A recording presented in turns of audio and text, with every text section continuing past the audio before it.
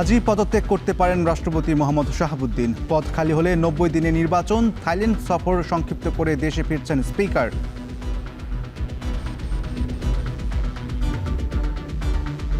রাষ্ট্রপতি ইস্যুতে গুজবে কান না দেওয়ার আহ্বান এলজিআরডি মন্ত্রী মির্জা ফখরুলের। আর পত্রিকা পড়তে রাজনীতির কথা বলা যাবে না, আর এটা হচ্ছে যে রাষ্ট্রপতির কথা, তো ওটা গুজব দিয়ে কিছু বলা যাবে না।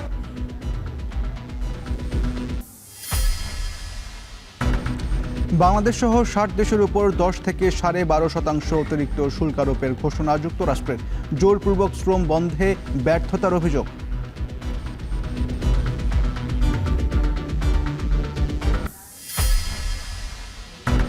টানা বৃষ্টিতে বাজারে উত্তাপ। 50 টাকা পর্যন্ত বেড়ে 240 টাকায় কাঁচামরিচ বিক্রি। সব ধরনের সবজির দামই বাড়তি। চড়া মাছের বাজার।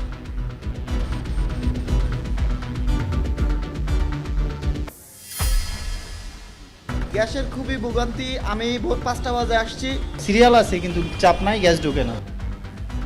ফিলিং স্টেশনে গ্যাস সংকটে ভোগান্তি। ঘন্টার পর ঘন্টা অপেক্ষাতেও মিলছে না চাহিদা মাফিক। এলপিজির নিরবচ্ছিন্নতায় আরও 4টি প্ল্যান্ট নির্মাণ পরিকল্পনা।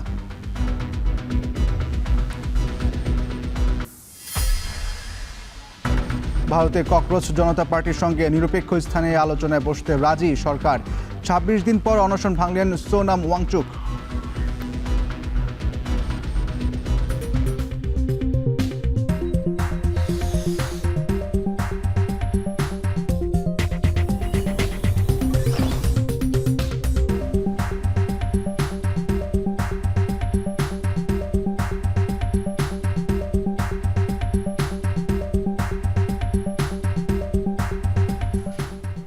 স্বাগত এখন ঢাকায়। পুরো আয়োজনে আপনাদের সাথে আছি আমি ইশতিয়াক আহমেদ। আজই পদত্যাগ করতে পারেন রাষ্ট্রপতি মোহাম্মদ শাহাবুদ্দিন। একাধিক সূত্রের বরাতে তথ্য জানিয়েছে বার্তা সংস্থা রয়টার্স। রয়টার্স জানায়, রাষ্ট্রপতি শাহাবুদ্দিনের পদত্যাগের বিষয়ে প্রধানমন্ত্রী তারেক রহমান অবগত। রাষ্ট্রপতির পদত্যাগের আনুষ্ঠানিক ঘোষণা আসতে পারে আজই। তবে পদত্যাগের বিষয়ে রাষ্ট্রপতির পক্ষ থেকে কোনো সাড়া পাওয়া যায়নি বলে জানানো হয়েছে। এদিকে রাষ্ট্রপতি পদত্যাগ করতে যাচ্ছেন এই সংবাদ প্রকাশের পর 2 দিন আগেই বিদেশ সফর শেষ করে দুপুরে দেশে ফিরছেন জাতীয় সংসদের স্পিকার হাফিজউদ্দিন আহমদ। সংবিধান অনুযায়ী স্পিকারের কাছে পদত্যাগপত্র জমা দেন রাষ্ট্রপতি। এছাড়া পরবর্তী রাষ্ট্রপতি নির্বাচিত হওয়ার আগ পর্যন্ত রাষ্ট্রপতির দায়িত্ব পালন করবেন স্পিকার।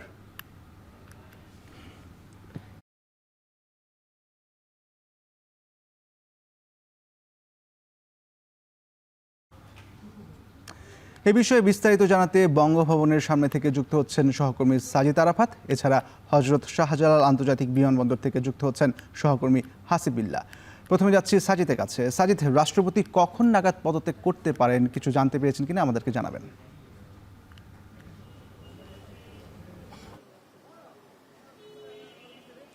ইশতিয়াক, আমরা সকাল থেকেই রাষ্ট্রপতি যে বঙ্গভবন তার সেখানে সামনে রয়েছি এবং একটি বিষয় জানিয়ে রেখেছি, গত 2 দিন ধরে রাষ্ট্রপতি পদত্যাগ করছেন মোহাম্মদ শাহাবুদ্দিন। এটি বেশ সাড়া ফেলেছে দেশের রাজনৈতিক অঙ্গনে।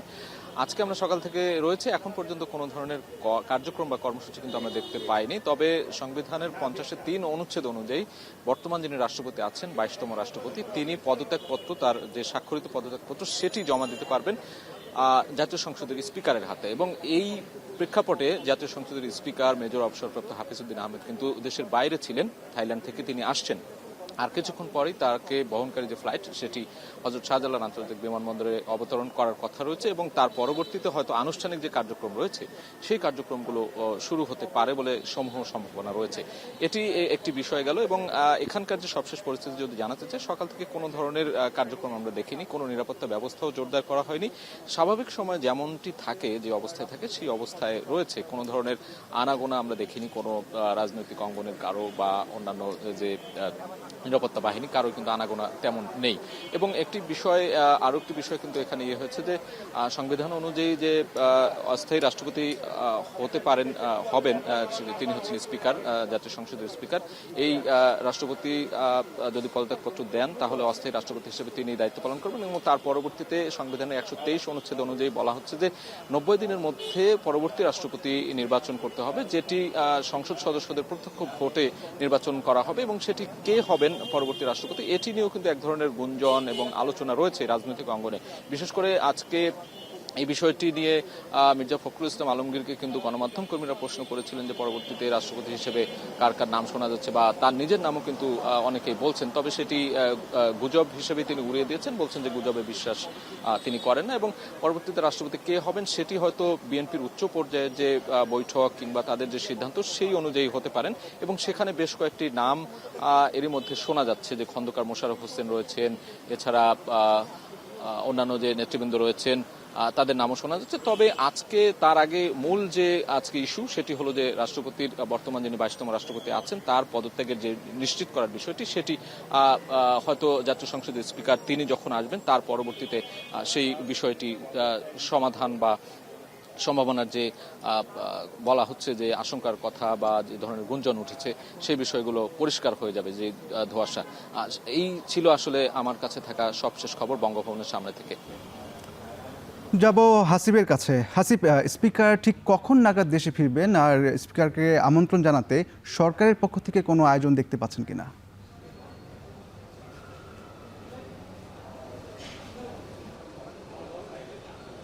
ইশতিয়াক, মেজর হাফিজউদ্দিন আহমদ বাংলাদেশের জাতীয় সংসদের যে স্পিকার তিনি আর কিছুক্ষণের মধ্যে অর্থাৎ 12টা 7 মিনিটে তিনি বাংলাদেশ সেই শাহজালাল আন্তর্জাতিক বিমানবন্দরে তার বিমানটি অবতরণ করার কথা, থাই এয়ারওয়েজের একটি বিমান। এবং আমরা কিছুক্ষণ আগে দেখেছি তার যে ব্যক্তিগত গাড়ি সেই গাড়িটি কিছুক্ষণ আগে প্রবেশ করেছে। এছাড়াও সংশ্লিষ্ট এই বিমানবন্দর কর্তৃপক্ষের কর্মকর্তারাও নিশ্চয়ই সেখানে আছেন। আমরা এই ভিভিআইপি গেটের বাইরে অবস্থান করছি এবং আমরা গণমাধ্যম কর্মীরা অপেক্ষায় রয়েছে এবং তিনি মূলত যেহেতু তার সফর কমিয়ে এনেছেন, অর্থাৎ তিনি মূলত গত 17ই জুলাই তিনি থাইল্যান্ডের ব্যাংককে গিয়েছিলেন চিকিৎসার উদ্দেশ্যে এবং তার ফেরার কথা ছিল 26 জুলাই, কিন্তু 2 দিন আগেই শুক্রবার আজ ফেরার কথা বা ফিরছেন তিনি। যেহেতু এই অবস্থায় এখন যেহেতু আলাপ আলোচনা চলছে 2 দিন ধরে রাষ্ট্রপতির পদত্যাগ ইস্যু, যেহেতু রাষ্ট্রপতির পদত্যাগ করেন বা করতে হয়, করলে রাষ্ট্রপতি পত্রটি স্পিকারের কাছে জমা দিতে হয়। যেহেতু স্পিকার দেশের বাইরে ছিলেন আর সেই জন্যই কি তড়িঘড়ি করে এই স্পিকার দেশে ফিরলেন কিনা এই বিষয়টি কিন্তু বেশ আলোচনার রয়েছে। যেহেতু স্পিকার দেশে ফিরছেন সুতরাং ধারণা করা হচ্ছে যে রাষ্ট্রপতি আজ বা কালের মধ্যেই তার পদত্যাগপত্রটি স্পিকারের হাতে জমা দেবেন। সংবিধান অনুযায়ী স্পিকারের কাছে যদি পদত্যাগপত্রটি জমা দেন তাহলে 54 ধারা অনুযায়ী স্পিকার এই অস্থায়ী রাষ্ট্রপতি হিসাবে দায়িত্ব পালন করেন। এ সময়ে রাষ্ট্রপতির যেসব দায়িত্ব, যেসব প্রশাসনিক কাজ কিংবা অধ্যাদেশ জারির যে ক্ষমতা সেগুলো কিন্তু এই স্পিকারের হাতে থাকে। এর আগেও কিন্তু বেশ কয়েকজন বাংলাদেশের স্বাধীনতার পর থেকে অনেকেই স্পিকার ভারপ্রাপ্ত রাষ্ট্রপতি হিসাবে দায়িত্ব পালন করেছেন, এই ইতিহাস রয়েছে। কিন্তু আবার একই সঙ্গে রাষ্ট্রপতি নির্বাচনের জন্য কিন্তু 90 দিনের একটি সময় বেঁধে দেওয়া হয়েছে। স্পিকারকে 90 দিনের মধ্যে সংসদের সদস্যদের প্রত্যক্ষ ভোটেই রাষ্ট্রপতি নিয়োগ দেবেন বা নির্বাচিত করবেন।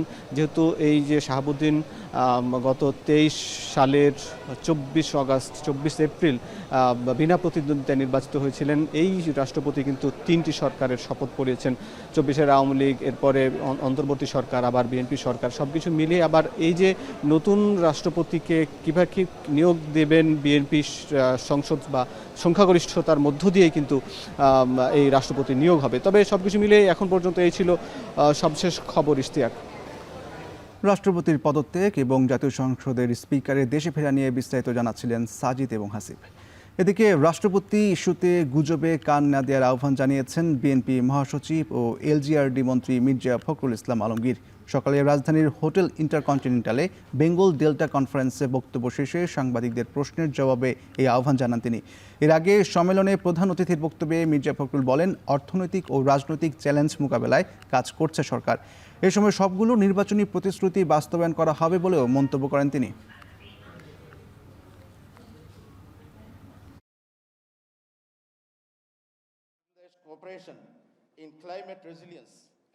কথা গুজবে আমি বিশ্বাস করি না, আর পত্র পত্রিকা পড়ে তো রাজনীতির কথা বলা যাবে না, আর এটা হচ্ছে যে রাষ্ট্রপতির কথা, তো ওটা গুজব দিয়ে কিছু বলা যাবে না।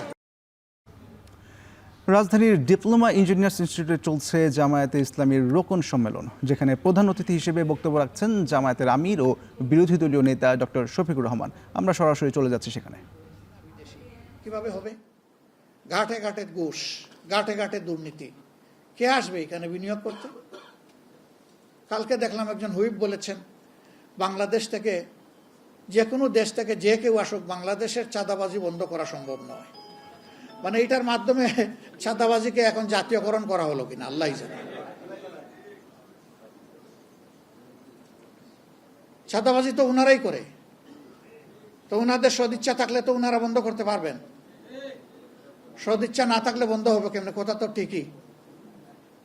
আমরা সংসদে যখন বললাম যে এই 249 জন এমপি আমরা যদি অঙ্গীকার করি যে এই দেশে কোনো দুর্নীতি চলবে না, তাহলে দুর্নীতি কান ধরে বাংলাদেশ থেকে বিদায় নেবে। আমি দেখি যে আমার পিছনে বিরোধী দলের যারা, তারা টেবিল সাপড়াচ্ছেন, সামনে যারা, তারা দেখে হালকা বৃষ্টি হচ্ছে, ভারী বৃষ্টি হয় না। কেউ হাত নামাইয়া বসে আছেন, কেউ আলতো করে একটু। কেন? আমরা চাই না যে একটা দুর্নীতিমুক্ত বাংলাদেশ হোক? তো যদি এটা আমরা চাই, তাইলে আমরা কেন একসাথে আওয়াজ তুলতে পারলাম না যে ইনশাল্লাহ আমরা দুর্নীতির কান মলিয়ে বাংলাদেশ থেকে বিদায় করে দেব? বাংলাদেশ জামাতে ইসলামী ফিরিস্তাদের দল নয়, আমরা মানুষ, আমাদেরও ভুল ত্রুটি হয়। আমরা একটা কথা পরিষ্কার বলেছি যে অন্যায় আর জামাতে ইসলামী একসাথে চলে না, কিন্তু এর দ্বারা এটাও আমরা মিন করছি না যে আমরা কোনো অন্যায় করি না। আমরা মানুষ, আমাদের ভুল হয়, অন্যায় হয়, দোষ হয়, অপরাধ হয়। আমরা আহ্বান জানিয়েছি যারা দেশকে ভালোবাসেন, জাতিকে ভালোবাসেন, আমাদের অন্যায় অপরাধ দেখলে আমাদেরকে ধরে দিন, আমরা কথা দিচ্ছি আমরা সংশোধন করব। রাজধানীর ডিপ্লোমা ইঞ্জিনিয়ার্স ইনস্টিটিউটে বক্তব্য রাখছেন জামায়াতের আমির ও বিরোধী দলীয় নেতা ডক্টর শফিকুর রহমান। আমরা সরাসরি ছিলাম সেখানে। রাজধানী সিএনজি ফিলিং স্টেশনগুলোতে সংকটের কারণে ভোগান্তি পোহাতে হচ্ছে গ্রাহকদের। অনেক জায়গায় ঘন্টার পর ঘন্টা অপেক্ষা করেও মিলছে না গ্যাস। বিস্তারিত জানাতে যুক্ত হচ্ছেন সহকর্মী আরিফ হোসেন। আরিফ, ফিলিং স্টেশনে চাহিদা অনুযায়ী গ্যাস পাওয়া যাচ্ছে কিনা জানাবেন। সরবরাহ পরিস্থিতি নিয়ে কি বলছে ফিলিং স্টেশন কর্তৃপক্ষগুলো?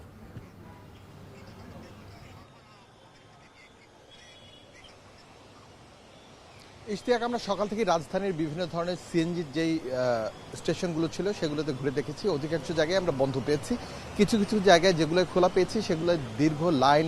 এছাড়া ভোগান্তি তো চরমে, কারণ কেউ কেউ মধ্যরাত থেকে, কেউ পরে ভোর থেকে এসে দাঁড়িয়েছেন, কিন্তু এখন পর্যন্ত সিএনজির যে গ্যাস রয়েছে সেগুলো কিন্তু অনেকেই পাচ্ছেন না। আপনি আমার পেছনের যে স্টেশনটি দেখতে পাচ্ছেন, এই স্টেশনটির এইটি কিন্তু একটি গাড়ির লাইন। এসআর এন্টারপ্রাইজ এটি মহাখালীতে অবস্থিত এবং এই স্টেশনটি সকাল 10টার পরেই কিন্তু বন্ধ করে দেওয়া হয়। তবে এই যে লাইনটি, এই লাইনটি কিন্তু সরেনি, কারণ এখানে যারা গাড়ি নিয়ে এসেছেন তাদের অধিকাংশেরই যেই সিএনজি গ্যাস ছিল সেগুলো শেষের পর্যায়ে, সুতরাং তারা সিএনজি গ্যাস না নিয়ে যেতে পারবেন না। অপর দিক থেকে আমরা দেখতে পাচ্ছি যে ঘন্টার পর ঘন্টা দাঁড়িয়ে থেকে যারা গ্যাস নিতে পারছেন তারাও কিন্তু গ্যাসের খুব একটা প্রেশার না নেওয়ার কারণে ফুল যেই সিলিন্ডার রয়েছে, ফুল সিলিন্ডার তারা গ্যাস নিতে পারছেন না। এর ক্ষেত্রে অর্ধেক, কারো কারো ক্ষেত্রে 200, 250, 300 টাকা এই পরিমাণ গ্যাস পাওয়া যাচ্ছে। যারা উবার পাঠাও চালান, যারা এই লাইনে দাঁড়িয়ে আছেন, এছাড়া সিএনজি চালক, তারা বলছেন মাসের শেষের দিকে এই সময় এই ধরনের ভোগান্তির কারণে তারা ঠিকভাবে যাত্রীও পরিবহন করতে পারছেন না এবং তাদের দৈনন্দিন জীবিকার যে আয় রয়েছে সে আয় কমে গিয়েছে। অপর দিক থেকে যারা রয়েছেন এখানে দাঁড়ানো, তারা বলছেন ঘন্টার পর ঘন্টা দাঁড়ানো থাকার পরও তারা কোনোভাবেই গ্যাস পাচ্ছেন না। আমরা যেই স্টেশনগুলো রয়েছে অর্থাৎ পেট্রোল পাম্প, তাদের মালিকের সাথে কথা বলেছিলাম, তারা বলছেন তাদের কাছে গ্যাসের প্রেশার যদি পর্যাপ্ত না থাকে তাহলে তারা কিভাবে গ্যাস দিবেন, এবং সেক্ষেত্রে এই যে ঘটনাটি কিন্তু 7 থেকে 8 দিন ধরেই ঘটছে এমন চিত্র কিন্তু দেখা যাচ্ছে। এই যে লাইনটি দেখতে পাচ্ছেন, এই লাইনটি প্রায় 1 থেকে 1.5 কিলোমিটার লাইনটি হবে। তবে সরকারের পক্ষ থেকে বারবার বলা হচ্ছে যে সিএনজির যে গ্যাস রয়েছে সেগুলোর সংকট খুব একটা নেই, তবে পর্যাপ্ত পরিমাণ যে সাপ্লাই রয়েছে সেই সাপ্লাইও আস্তে আস্তে করে পাবে। সুতরাং আতঙ্কিত না হয়ে, ধৈর্য ধরে, অতিরিক্ত ভিড় না করে তারপর গ্যাস নেওয়ার জন্য সবাইকে আহ্বান জানানো হয়েছে সরকারের পক্ষ থেকে। অপর দিক থেকে যেই গাড়ি চালক রয়েছেন এবং পাম্প স্টেশনের মালিক রয়েছেন তারা বলছেন অতি দ্রুত এই সমস্যার সমাধান করে মানুষদের এই যে ভোগান্তি রয়েছে এই ভোগান্তির হাত থেকে যাতে মুক্ত করা যায় সে ব্যাপার সরকার পদক্ষেপ নেবেন।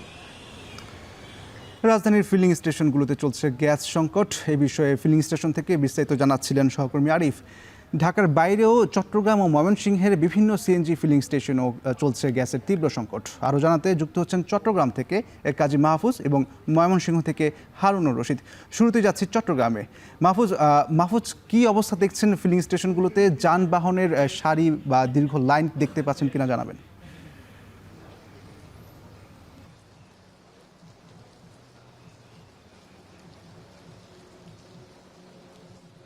সেখানে গত কয়েকদিন ধরে দুটি টার্মিনালের মধ্যে একটিতে কারিগরি ত্রুটি দেখা দেয়, তার প্রভাবটি সারা দেশের মতো চট্টগ্রামেও পড়েছে। বিশেষ করে শিল্প কারখানা, গ্যাস ভিত্তিক যে বিদ্যুৎ কেন্দ্রগুলো রয়েছে সেখানে যেমন পড়েছে, একই সাথে ফিলিং স্টেশন যেগুলো রয়েছে সেখানেও তার প্রভাবটি আমরা লক্ষ্য করেছি। আজ সকাল থেকে আমরা বেশ কয়েকটি ফিলিং স্টেশন ঘুরে দেখেছি। কিছু কিছু ফিলিং স্টেশনে যানবাহনের সারি দীর্ঘ হয়েছে, চাপ বেড়েছে, আবার কিছু কিছু স্টেশনে যানবাহনের সারি কম থাকলেও কোথাও কোথাও আমরা দেখতে পাচ্ছি যে গ্যাসের প্রত্যাশিত গ্যাস তারা পাচ্ছেন না, গ্রাহকরা পাচ্ছেন না। আমরা এই মুহূর্তে রয়েছি কদমতলী ফিলিং স্টেশন। এখানে কিন্তু সকাল থেকে দীর্ঘ যানবাহনের লাইন। যদিও গ্যাস এখানকার যিনি ফিলিং স্টেশনের মালিক রয়েছেন তিনি আমাদেরকে জানিয়েছেন তাদের সরবরাহ স্বাভাবিক রয়েছে, হয়তো লাইনটি দীর্ঘ রয়েছে। এবং অন্যান্য যে ফিলিং স্টেশন সেখানে কিন্তু কিছুটা সংকট আমরা লক্ষ্য করেছি। আপনাকে বলে রাখি যে মহেশখালীর যে এলএনজি গ্যাস ভাসমান টার্মিনাল রয়েছে সেখান থেকে প্রতিদিন 1000 থেকে 1100 মিলিয়ন ঘনফুট গ্যাস জাতীয় গ্রিডে সরবরাহ করা হয়। সেই জায়গাতে কারিগরি ত্রুটির কারণে আমরা দেখতে পাচ্ছি দৈনিক 450 মিলিয়ন ঘনফুট গ্যাস সংকট তৈরি হয়েছে, যার প্রভাবটি কিন্তু সারা দেশের মতো চট্টগ্রামে এসে পড়েছে। যদিও আমরা জানতে পেরেছি সেখানে বিদেশি বিশেষজ্ঞ দলকে নিয়ে আসা হয়েছে আসলে কারিগরি ত্রুটিটি শনাক্ত করার জন্য। এটি শনাক্ত হলে পরে কতদিন বা কত সময় লাগতে পারে সেটি নির্ধারণ করা হবে। তবে এখনও পর্যন্ত আসলে ত্রুটিটি শনাক্ত করা যায়নি, ফলে তার প্রভাবটি আমরা দেখতে পাচ্ছি সরবরাহের যে জায়গা রয়েছে সেখানে পড়েছে। চট্টগ্রামের যে সার কারখানাগুলো রয়েছে বিশেষ করে কাফকো এবং সিইউএফএল আমরা জানতে পেরেছি সেখানে গ্যাস সংকট গ্যাস সরবরাহ পুরোপুরি বন্ধ রয়েছে। একই সাথে যে সকল গ্যাস নির্ভর বিদ্যুৎ কেন্দ্রগুলো রয়েছে সেখানের বেশিরভাগে গ্যাস সরবরাহ বন্ধ রয়েছে। শিল্প কারখানা থেকে শুরু করে অন্যান্য যে সকল আবাসিক প্রতিষ্ঠান এবং বাণিজ্যিক প্রতিষ্ঠান রয়েছে সেখানেও কিন্তু সরবরাহে ঘাটতি তৈরি হওয়াতে সংকট বেড়েছে এমনটি জানানো হয়েছে। তো সব কিছু মিলিয়ে আমার কাছে এই ছিল চট্টগ্রামের গ্যাস সংকট এবং সরবরাহের সবশেষ তথ্য। এ পর্যায়ে জানবো ময়মনসিংহ ফিলিং স্টেশনগুলোর খবর। সেখানে আছেন হারুন। ময়মনসিংহে ফিলিং স্টেশনগুলোতে গ্যাসের সরবরাহ কীরকম, গ্রাহকেরা কি বলছেন?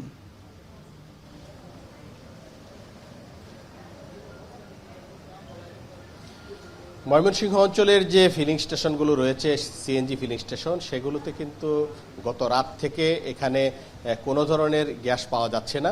যানবাহনের দীর্ঘ সারি রয়েছে এই ফিলিং স্টেশনগুলোতে। আমরা দেখতে পাচ্ছি যে যারা বিভিন্ন যানবাহনের চালক রয়েছেন তারা কিন্তু দাঁড়িয়ে আছেন, তাদের যে যানবাহনগুলো রয়েছে বিশেষ করে সিএনজি অটোরিকশা এবং যে ব্যক্তিগত যানবাহন যেগুলো রয়েছে বা রেন্টেকারের যে যানবাহনগুলো রয়েছে সবগুলো যানবাহনই কিন্তু গ্যাসের কারণে গত রাত থেকে একেবারে বসা।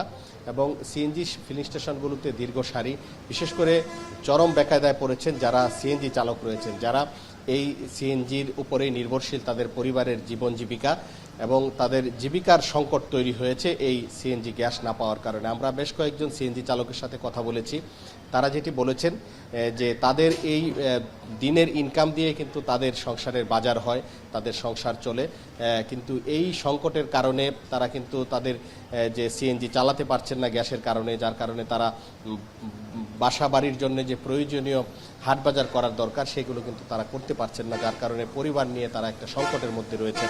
এবং অন্যান্য যে যানবাহনগুলো রয়েছে বিশেষ করে যারা প্রাইভেট কার, মাইক্রোবাস সহ পিকআপ, বিভিন্ন ধরনের যানবাহন যেগুলো সিএনজি চালিত, তারাও কিন্তু বেকায়দায় পড়েছেন। অনেক সিএনজি স্টেশনে আমরা দেখেছি যে গত রাত সন্ধ্যা থেকে কিন্তু এখানে অপেক্ষা করছেন মানুষ, কিন্তু তাদের যে প্রয়োজনীয় যে সিএনজি গ্যাস রয়েছে সেই গ্যাসগুলো কিন্তু তারা পাচ্ছেন না, যার কারণে চরম দুর্ভোগের মধ্যে রয়েছেন। আমরা ঢাকা ময়মনসিংহ মহাসড়কের বেশ কয়েকটি সিএনজি ফিলিং স্টেশন ঘুরে দেখেছি, সবগুলো সিএনজি ফিলিং স্টেশনের চিত্র একই, দীর্ঘ যানবাহনের সারি, কিন্তু তাদের যে প্রয়োজনীয় যে গ্যাস সেটি কিন্তু তারা পাচ্ছেন না। এবং সিএনজি ফিলিং স্টেশন কর্তৃপক্ষ চরম দুর্ভোগের মধ্যে পড়েছেন। তারা যারা এখানে গ্যাস নিতে আসছেন তাদেরকে বুঝিয়ে তারা কোনো কুল কিনারা পাচ্ছেন না। এবং আমরা যদি একটু বলি যে আমরা এখন যে ফিলিং স্টেশনটিতে রয়েছি এটি হচ্ছে messrs Reza CNG and filling station. এটি ময়মনসিংহে যে তিতাস গ্যাসের যে ডিস্ট্রিবিউশন কোম্পানি রয়েছে, অফিস রয়েছে, ঠিক তার বিপরীতে আমরা এই তিতাস গ্যাসের অফিসে দেখেছি তারা এখানে নোটিশ টানিয়ে দিয়েছেন যে সঞ্চালন লাইনের সংকটের কারণে তারা কিন্তু পর্যাপ্ত গ্যাসের যে চাপ সেটি না পাওয়া যাওয়ার কারণে এই সংকট তৈরি হয়েছে। এবং তিতাস গ্যাসের পক্ষ থেকে নগরীর বিভিন্ন এলাকায় মাইকিং করা হয়েছে যে এই সংকট এই স্থানীয়ভাবে নয়, এটি জাতীয় সমস্যা, যার কারণে এই গ্যাস সমস্যা হচ্ছে। তো সব মিলিয়ে এই ছিল আমার কাছে সর্বশেষ। চট্টগ্রাম ও ময়মনসিংহের ফিলিং স্টেশনগুলোর সার্বিক পরিস্থিতি জানাচ্ছিলেন মাহফুজ ও হারুন। এদিকে জ্বালানি সাশ্রয়ী হিসেবে জনপ্রিয়তা বাড়ছে এলপিজি সিলিন্ডারের, কিন্তু বাড়তি দাম মেটাতে হিমশিম খেতে হয় গ্রাহকদের। আমদানিকারকেরা বলছেন প্রায় 17 লাখ টন চাহিদার বিপরীতে সরবরাহ নিরবচ্ছিন্ন রাখতে আমদানি অব্যাহত রেখেছেন তারা। তবে অনিশ্চয়তা কাটাতে মোংলা, চট্টগ্রাম সহ আরও 4টি প্ল্যান্ট নির্মাণের পরিকল্পনা আছে সরকারের। নিরবচ্ছিন্ন সরবরাহ ও মূল্য নির্ধারণে কার্যকর নীতিমালার তাগিদ বিশেষজ্ঞদের। সাজিদ আরাফাতের প্রতিবেদন। স্বল্প কার্বন নিঃসরণ আর কম দূষণকারী হিসেবে জনপ্রিয় এলপিজি সিলিন্ডার। জ্বালানি সাশ্রয়ী হিসেবে গৃহস্থালী রান্না, ক্ষুদ্র ব্যবসা কিংবা শিল্প খাতে বাড়ছে এর ব্যবহার। ব্যবহৃত হয় মোটরযানের জ্বালানি হিসেবেও। শহর ছাড়িয়ে গ্রামেও বেড়েছে এলপিজির চাহিদা। প্রাকৃতিক গ্যাস সংযোগের বাইরে থাকা পরিবারগুলোর অন্যতম জ্বালানির উৎস হয়ে উঠেছে এলপিজি। তবে এই বিপুল চাহিদা পূরণের একমাত্র পথ এলপিজি আমদানি। বর্তমানে বাংলাদেশে বছরে প্রায় 17 লাখ টন এলপিজি ব্যবহৃত হয়। ব্যবহারের ধরন অনুযায়ী গৃহস্থালী রান্নায় ব্যবহার হয় প্রায় 80%। এছাড়া যানবাহনে 8% এবং শিল্প ও বাণিজ্য খাতে ব্যবহৃত হয় 12% এলপিজি। পরিসংখ্যান বলছে প্রায় 98.3% এলপিজি আসছে বিভিন্ন দেশ থেকে, আর অভ্যন্তরীণ উৎস থেকে যোগান আসে মাত্র 1.7% মতো। এমন অবস্থায় বিশ্ববাজারের সাথে দাম সমন্বয়ে হিমশিম খেতে হয় ডিলার ও গ্রাহকদের। তাদের দাবি, এলপিজি দৈনন্দিন কাজকে সহজ করেছে ঠিকই, তবে ন্যায্য দাম নিশ্চিতে নজরদারি বাড়ানো জরুরি। আগে মালের রেট ছিল কম, তো মানুষজন হিউজ পরিমাণ ইউজ করতো মালটা, তো তখন আর কি আমরা বেশি পরিমাণে তো আর কি আমাদের আনা লাগতো। কিন্তু এখন বিভিন্ন কোম্পানি বের হওয়ার পর একটা কোম্পানি একরকম রেট। কিছু কাস্টমার আছে এরা অর্ধেক গ্যাস ব্যবহার করে আর অর্ধেক হচ্ছে আপনার কিছু লাকি চাকি ব্যবহার করে দাম হওয়ার কারণে। লার্কি চুলা ব্যবহার করতাম, লার্কি চুলা যেমন বন্ধ হয়ে গেছে, জায়গা জিগিরের সমস্যা, তখন গ্যাস ব্যবহার করছি। 1200 থেকে 1300 মধ্যে থাকতো, তাহলে আমাকে সাধারণ লোকের লেগে ভালো হইতো। হিসাব বলছে গেল কয়েক বছরে দেশে বেড়েছে এলপিজি আমদানির পরিমাণ। 2024-25 অর্থ বছরে দেশে সরবরাহ হয়েছে প্রায় 17.63 লাখ টন এলপিজি, যা আগের অর্থ বছরে ছিল 15.89 লাখ টন। দেশে 23টি বেসরকারি কোম্পানি এলপিজি আমদানি করলেও হাতে গোনা কয়েকটি প্রতিষ্ঠানই বাজারের সিংহভাগ নিয়ন্ত্রণ করছে। এলপিজি আমদানিকারকদের সংগঠন লোয়াব বলছে, মধ্যপ্রাচ্য যুদ্ধসহ নানা সংকটের মাঝেও পর্যাপ্ত সরবরাহ দিতে এলপিজির আমদানি অব্যাহত আছে। এই খাতের অনিশ্চয়তা কাটাতে বিকল্প বাজার তৈরির পাশাপাশি সরকারি বেসরকারি সম্মিলিত উদ্যোগ জরুরি বলেও মত তাদের।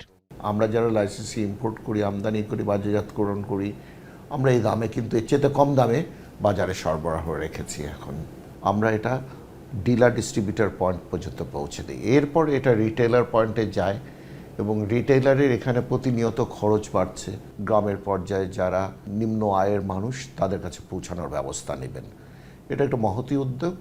এটা যদি করেন সরকার, এটা একটা পলিসি গাইডলাইনের আন্ডারে করলে মনে হয় সবার জন্যই ভালো হবে। এদিকে এলপিজির যোগান বাড়াতে বেসরকারি কোম্পানির পাশাপাশি আমদানির অনুমোদন পেয়েছে বিপিসিও। তবে সংস্থাটির বাজারজাতকরণের সক্ষমতা নিয়ে রয়েছে নানা প্রশ্ন।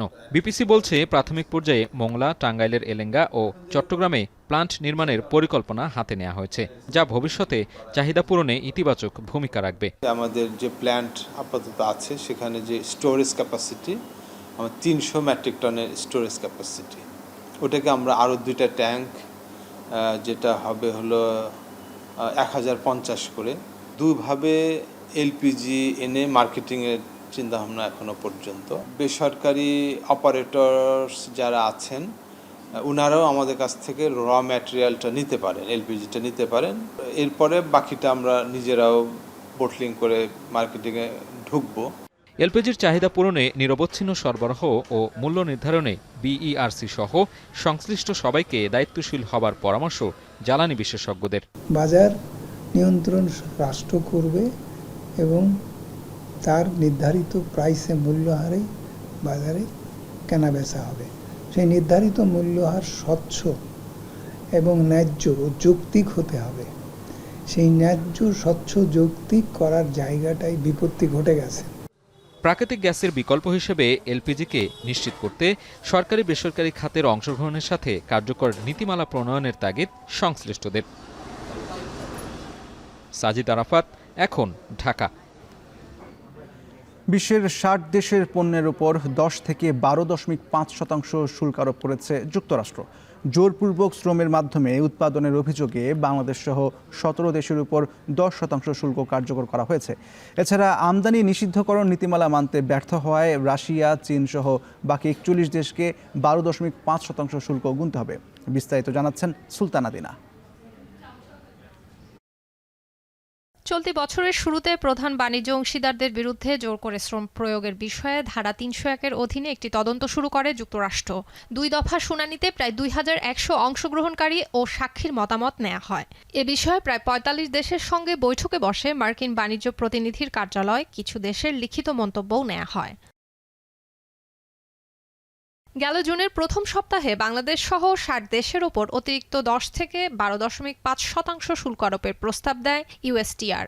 এর প্রায় ২ মাস পর গত বৃহস্পতিবার স্থানীয় সময় রাতে ৬০ দেশের ওপর ১০ থেকে ১২.৫% শুল্ক আরোপ করে যুক্তরাষ্ট্র। এক বিজ্ঞপ্তির মাধ্যমে এই ঘোষণা দেয় মার্কিন বাণিজ্য প্রতিনিধি জেমিসন গ্রিয়ারের কার্যালয়। ইউএসটিআর জানায়, জোর করে শ্রমের মাধ্যমে উৎপাদনের অভিযোগে বাংলাদেশ সহ ১৭ দেশের উপর 10% শুল্ক আরোপ করা হয়েছে। আর আমদানি নিষিদ্ধকরণ নীতিমালা মানতে ব্যর্থ হওয়া রাশিয়া, চীন সহ বাকি দেশগুলোকে 12.5% শুল্ক গুনতে হবে।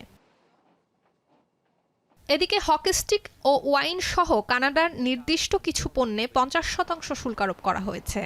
দেশটির প্রধানমন্ত্রী মার্ক কার্নি ট্রাম্পের এই পদক্ষেপের বিরুদ্ধে পাল্টা ব্যবস্থা নেয়ার কথা বিবেচনা করছেন বলে জানান। Our government, the federal government, has signed more than 20 new economic and security partnerships because Canada has what the world wants and Canada believes in the benefits of free and fair trade. We're also ready because of what we know in our bones, that our unity is our greatest strength and our destiny is in our hands. এছাড়াও পোশাক ও কৃষি যন্ত্রপাতি সহ ব্রাজিলের কিছু পণ্যের ওপর অতিরিক্ত 25% শুল্ক কার্যকর করেছে মার্কিন প্রশাসন। পাশাপাশি জেনেরিক ওষুধ প্রস্তুতকারী কিছু প্রতিষ্ঠানের উপর 100% শুল্কের সিদ্ধান্ত এসেছে, যা 2028 সালে কার্যকর হবে। মার্কিন প্রশাসনের দাবি, কেবল রাজস্ব আদায়ের জন্য নয়, বৈশ্বিক সরবরাহ শৃঙ্খল থেকে জোর করে শ্রমের ব্যবহার কমানো এবং ন্যায্য বাণিজ্য নিশ্চিতে এই পদক্ষেপ নেওয়া হয়েছে। যারা আইন মানছে তাদের কম শুল্কের সুবিধা দেয়া হচ্ছে। বাজার বিশ্লেষকদের আশঙ্কা, অতিরিক্ত এই শুল্কের ফলে মার্কিন নাগরিক ও ব্যবসায়ীদের জীবনযাত্রার খরচ বাড়বে। অনেক দেশ যুক্তরাষ্ট্রের ওপর নির্ভরশীলতা কমাতে অন্য দেশের সঙ্গে বাণিজ্য বাড়ানোর কথা ভাববে।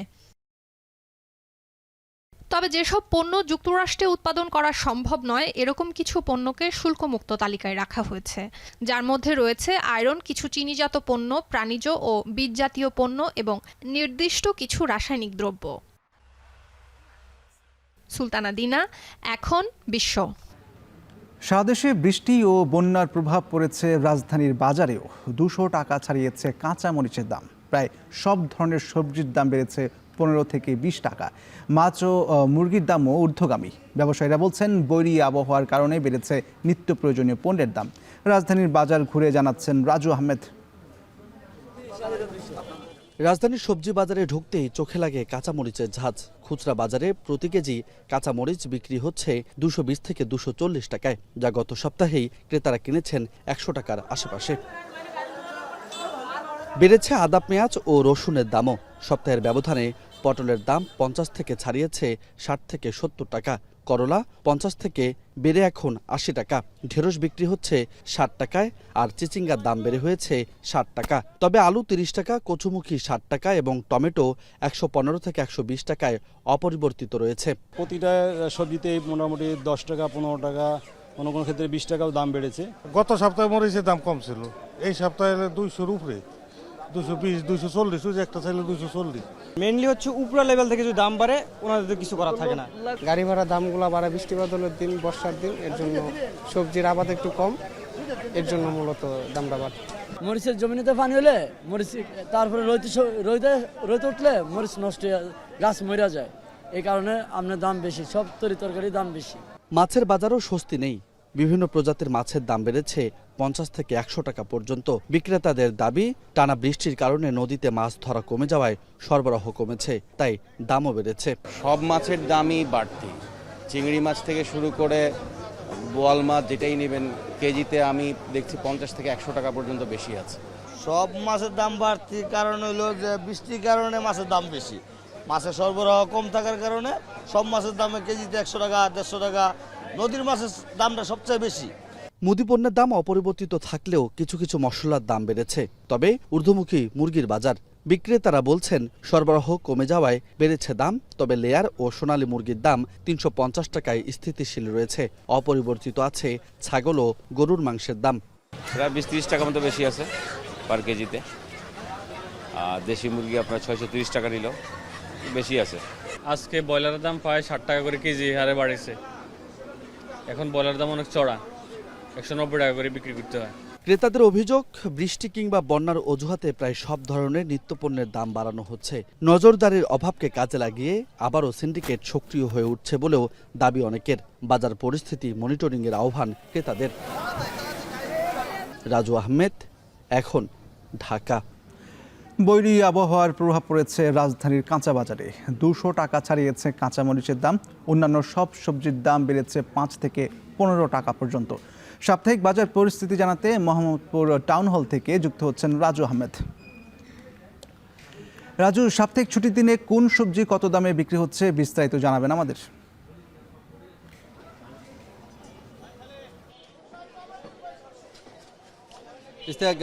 সকাল থেকে জানানোর চেষ্টা করছিলাম সারা দেশে যে বন্যা পরিস্থিতি এবং বৃষ্টির যে প্রভাব, সেটি কিন্তু একেবারেই পুরোপুরি প্রভাব ফেলেছে রাজধানীর কাঁচা বাজারগুলোতে।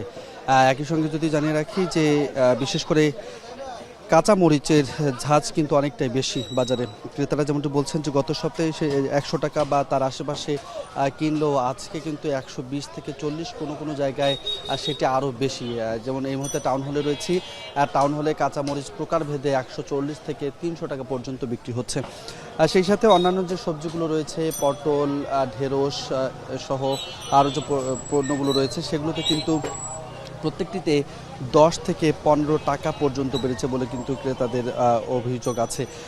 আমরা কথা বলেছিলাম ব্যবসায়ীদের সঙ্গে, তারা যেমনটি বলছেন যে আসলে এই বৃষ্টির কারণে মালবাহী যে বাহনগুলো মূলত ঢাকামুখী হয় আর সেগুলো মূলত আসতে পারেনি, এই কারণে এই দাম। আমরা বাজার পর্যবেক্ষণ করে যেটি পেলাম তার মধ্যে পটল 60 থেকে 70 টাকা গত সপ্তাহে বিক্রি হলেও, দুঃখিত, গত সপ্তাহে 40 থেকে 50 টাকা বিক্রি হলেও আজকে কিন্তু 60 থেকে 70 টাকা পর্যন্ত বিক্রি হচ্ছে। একই সঙ্গে করলা আজকে 80 টাকা বিক্রি হচ্ছে, কিন্তু গত সপ্তাহে দাম ছিল 50 থেকে 60 টাকা। আর সেই সঙ্গে কচুমুখী, ঢেঁড়স এইসবেরও দাম বেড়েছে। তবে টমেটোর দামটি আগের মতোই রয়েছে, 115 টাকা থেকে 120 টাকা পর্যন্ত। এই সবজির পাশাপাশি কিন্তু মুরগির বাজারেও অনেকটাই প্রভাব ফেলেছে এই সাম্প্রতিক যে বৈরী আবহাওয়া। আমরা কথা বলেছি ব্যবসায়ীদের সঙ্গে, তারা বলছেন যে আমদানি কম হওয়ার ফলে দাম বেড়েছে।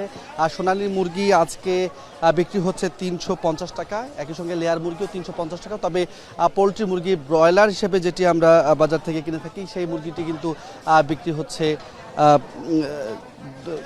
200 টাকা কেজি দরে, যেটি গত সপ্তাহে 180 টাকা পর্যন্ত ছিল বলে কিন্তু ক্রেতারা বলছেন। আর সব মিলে যদি বলতে চাই যে বৈরী আবহাওয়ার যে প্রভাব সেটি পুরোপুরি বাজারে পড়েছে এবং সব ধরনের সবজির দাম বেড়েছে। ক্রেতারা অভিযোগ করছেন যে নজরদারির অভাব, তদারকির অভাবে আবারও সিন্ডিকেট সক্রিয় হচ্ছে কাঁচা বাজারগুলোতে। ফলে এই বাজার মনিটরিংয়ের জন্য সার্বক্ষণিক নজরদারির আহ্বান তারা জানিয়েছেন। ইস্তেক, এই ছিল এখন পর্যন্ত মোহাম্মদপুর থেকে আমার কাছে সর্বশেষ। মোহাম্মদপুর টাউন হল থেকে কাঁচা বাজারের সার্বিক পরিস্থিতি জানছিলাম রাজু আহমেদের কাছ থেকে।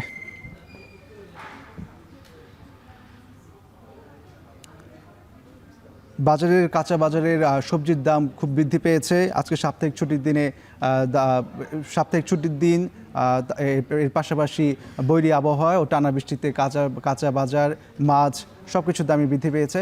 এই সার্বিক পরিস্থিতি জানাচ্ছেন রাজু আহমেদ। সবগুলো কাঁচা বাজার ঘুরে আমরা সার্বিক পরিস্থিতিগুলো জানাচ্ছিলেন। এই মুহূর্তে আমাদের জাতীয় সংসদের স্পিকার ঢাকায় এসে পৌঁছেছেন, উনি কথা বলছেন, আমরা সরাসরি চলে যাচ্ছি সেখানে। কালকে আমার মেডিকেল চেকআপ যেহেতু শেষ হয়েছে সেই জন্যই আমি এসেছি। রাষ্ট্রপতি পদত্যাগ করলে তো পরবর্তী দায়িত্ব আপনার উপরই পড়বে সংবিধান অনুযায়ী। এটা একটা ট্র্যাডিশনালি বাংলাদেশের সংবিধানে লেখা আছে, যখন রাষ্ট্রপতি পদত্যাগ করে তখন অ্যাক্টিং স্পিকার হিসেবে, অ্যাক্টিং রাষ্ট্রপতি হিসেবে স্পিকার দায়িত্ব পালন করেন। বাট মূল রাষ্ট্রপতি নির্বাচন করে জাতীয় সংসদ, সেটা 3 মাসের মধ্যে করতে হয়। এটা হলো সংসদের position. Thank you. Thank you sir. কুষ্টিয়ার দৌলতপুর সীমান্তে 8 জনকে বাংলাদেশে পুষিনের চেষ্টা করেছে ভারতীয় সীমান্তরক্ষী বাহিনী বিএসএফ। তবে বিজিবির তাৎক্ষণিক তৎপরতায় সেই চেষ্টা ব্যর্থ হয়েছে। ভোর 5:10 প্রাকপুর ইউনিয়নের মহিষকুণ্ডি এলাকার জয়পুর সীমান্তে এই ঘটনা ঘটে। বিজিবি জানায় ভারতের 146 বিএসএফ ব্যাটালিয়নের সদস্যরা নদীপথে সাঁতরে 8 জনকে বাংলাদেশে প্রবেশ করানোর চেষ্টা করে। তাদের মধ্যে 2 জন পুরুষ ও 6 জন নারী ছিলেন। টহলরত বিজিবি সদস্যরা দ্রুত ঘটনাস্থলে গিয়ে তাদের বাংলাদেশের প্রবেশে বাধা দেয়। পরে তারা নদীপথেই ভারতের অভ্যন্তরে ফিরে যায়। কুষ্টিয়ার 47 বিজিবির অধিনায়ক লেফটেন্যান্ট কর্নেল রাশেদ কামাল রনি বলেছেন, সীমান্তে যে কোনো ধরনের অবৈধ অনুপ্রবেশ ও আইন লঙ্ঘনের চেষ্টা প্রতিরোধে বিজিবি সর্বদা সতর্ক ও প্রস্তুত রয়েছে।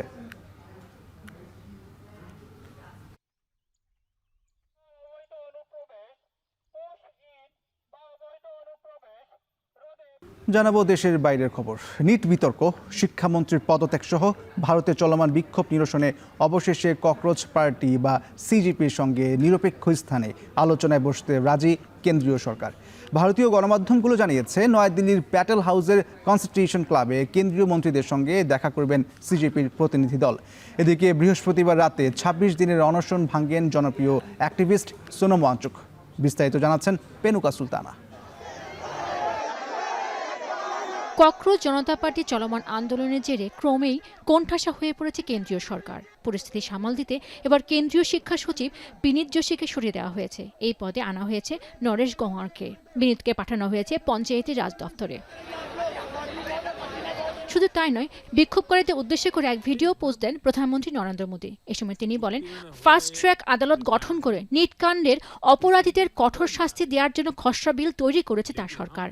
শুক্রবার এই বিষয়ে মন্ত্রিসভায় আলোচনা হবে। দোষীদের দৃষ্টান্তমূলক শাস্তির ব্যবস্থা করতে আগামী সোমবার সেই বিল সংসদে পাশ করানোর চেষ্টা করা হবে বলে জানিয়েছেন মোদি। मैंने आज फास्ट ट्रैक कोर्ट के लिए विभागों को निर्देश दिए थे। आज विभागों ने लगातार मेहनत करके देर रात मुझे मुसद्दा भी दे दिया। फास्ट ट्रैक कोर्ट और कठोर सजा के प्रावधान के साथ का ये मुसद्दा कल कैबिनेट में चर्चा होगी। আর মোদির এই আশ্বাসের পরে 26 দিনের অনশন প্রত্যাহার করে নেন জনপ্রিয় শিক্ষাবিদ ও সমাজকর্মী সোনম ওয়াংচুক। বৃহস্পতিবার রাতে কেন্দ্রীয় মন্ত্রী জেপি নাড্ডা ও জিতেন্দ্র সিং এর উপস্থিতিতে অনশন ভাঙেন তিনি। ওয়াংচুক সিজিপি পার্টির তরুণদের সঙ্গে একতা প্রকাশ করে এই অনশন শুরু করেন। ওয়াংচুকের অনশন ভাঙার পর এবার বিক্ষোভ নিরসনে সিজিপির সঙ্গে নিরপেক্ষ স্থানে আলোচনায় বসতে রাজি হয়েছে ভারতের কেন্দ্রীয় সরকার। ভারতীয় গণমাধ্যমগুলো জানিয়েছে, স্থানীয় সময় শুক্রবার দুপুর 12:30 নয়াদিল্লির প্যাটেল হাউসের কনস্টিটিউশন ক্লাবে কেন্দ্রীয় মন্ত্রীদের সঙ্গে দেখা করবেন সিজিপির প্রতিনিধি দল। আর খবরটি নিশ্চিত করে সিজিপির প্রধান মুখপাত্র সৌরভ দাস বলেন, আলোচনায় একটি নিরপেক্ষ স্থানে সরিয়ে নিতে সরকারি সিদ্ধান্তকে তার সংগঠন স্বাগত জানিয়েছে। এদিকে শিক্ষামন্ত্রী ধর্মেন্দ্র প্রধানের পদত্যাগ, নিট বিতর্কে ক্ষতিগ্রস্তদের পরিবারকে ক্ষতিপূরণ সহ বিভিন্ন দাবিতে শুক্রবারও যন্তর মন্তরে অবস্থান কর্মসূচি পালন করছে বিক্ষোভকারীরা। দাবি আদায় না হওয়া পর্যন্ত আন্দোলন অব্যাহত থাকবে বলেও জানিয়েছেন তারা। পেনুকা সুলতানা, এখন বিশ্ব। গেল 12 বছর ধরেই রাজনৈতিক ন্যারেটিভ নির্মাণে বিজেপি শিবিরের অন্যতম শক্তিশালী অস্ত্র সামাজিক মাধ্যম। এবার সেই সোশ্যাল মিডিয়াকে ব্যবহার করে মোদী সরকারের গদি কেড়ে নেয়ার আন্দোলন শুরু করেছে ককরোচ জনতা পার্টি। শিক্ষার্থীদের প্রতিরোধ গড়ার ভিডিও, ছবি, পোস্ট ভাইরাল হচ্ছে চোখের নিমিষে। বাড়ছে জনসমর্থন। আন্তর্জাতিক গণমাধ্যমেও পৌঁছে যাচ্ছে আন্দোলনের বার্তা। বাকিটা জানাবেন সতীর্থ কর্মকার। মুম্বাইয়ের শিবাজি পার্ক।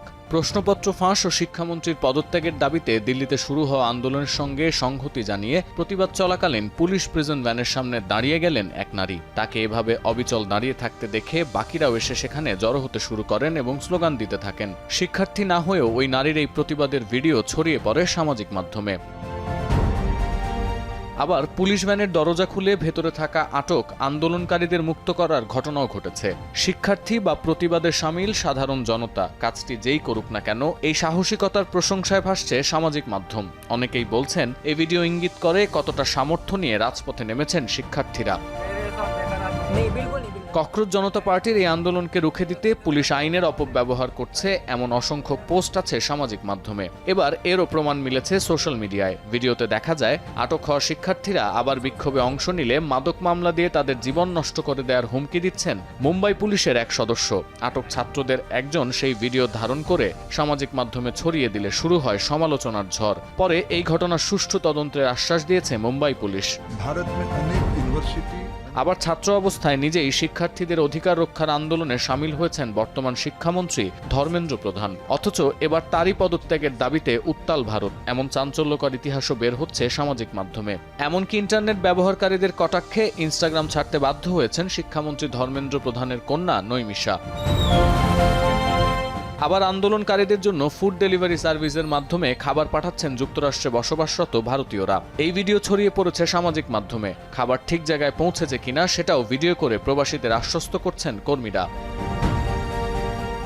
এই সবকিছুই আসলে সামাজিক মাধ্যমে ভাইরাল হওয়া কিছু ঘটনা। জনপ্রিয়তা আর ভিউ হিসাব করলে জনসমর্থন আদায়ে ব্যাপক ভূমিকা রাখছে এইসব ভিডিও। আল জাজিরার বিশ্লেষণ বলছে যে সোশ্যাল মিডিয়া ব্যবহার করে 12 বছর ধরে নিজেদের জনপ্রিয়তার ক্যাম্পেইন চালিয়েছে বিজেপি। এবার সেই অস্ত্রেই কুপকাত হচ্ছে তারা। প্রতিদিন একটু একটু করে বাড়ছে সিজেপির সমর্থন। তাই যন্তর মন্তরের আশেপাশে ইন্টারনেট জ্যামার ব্যবহার করে আন্দোলনের সংগঠকদের বিপাকে ফেলতে চাইলেও আদতে এই ইন্টারনেটই রাতের ঘুম কেড়েছে মোদি প্রশাসনের। সতীর্থ কর্মকার, এখন বিশ্ব। গেল কয়েকদিনে ভারী বর্ষণ ও বন্যায় ভারত, পাকিস্তান ও আফগানিস্তানে অন্তত 82 জন প্রাণ হারিয়েছেন। এর মধ্যে শুধু ভারতের আসামেই প্রাণহানির সংখ্যা 40 ছাড়িয়েছে। বন্যা কবলিত প্রদেশটির 11টি জেলার প্রায় 7 লাখ বাসিন্দা। ভারী বৃষ্টি অব্যাহত থাকায় জলাবদ্ধতা দেখা দিয়েছে আসামের রাজধানী গুয়াহাটির বিভিন্ন সড়কে। বন্যার পানিতে ডুবছে এশিয়ার আরেক দেশ চীন। ভারী বর্ষণ ও উজানের পানি প্রবাহের কারণে দেশটির 4টি প্রদেশের বেশ কিছু অঞ্চলে বন্যা দেখা দিয়েছে। বিপদসীমার উপর দিয়ে প্রবাহিত হচ্ছে স্থানীয় 6টি নদীর পানি। এছাড়াও বৃষ্টিপাত অব্যাহত রয়েছে পাকিস্তানের পাঞ্জাব ও খাইবার পাখতুনখোয়া প্রদেশে। দেশটির আবহাওয়া বিভাগের পূর্বাভাস, বঙ্গোপসাগরে মৌসুমি বায়ুর প্রভাবে আগামী 24 ঘন্টায় পাকিস্তানের বিভিন্ন অংশে বজ্রসহ ভারী বৃষ্টিপাত ও অতি ভারী বৃষ্টিপাতের শঙ্কা রয়েছে। এতে বন্যা পরিস্থিতির আরও অবনতির শঙ্কা রয়েছে।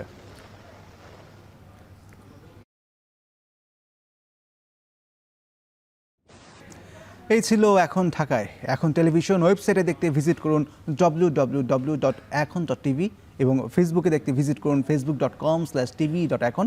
এছাড়া ইউটিউবে দেখতে ভিজিট করুন youtube.com/c/ekhon tv।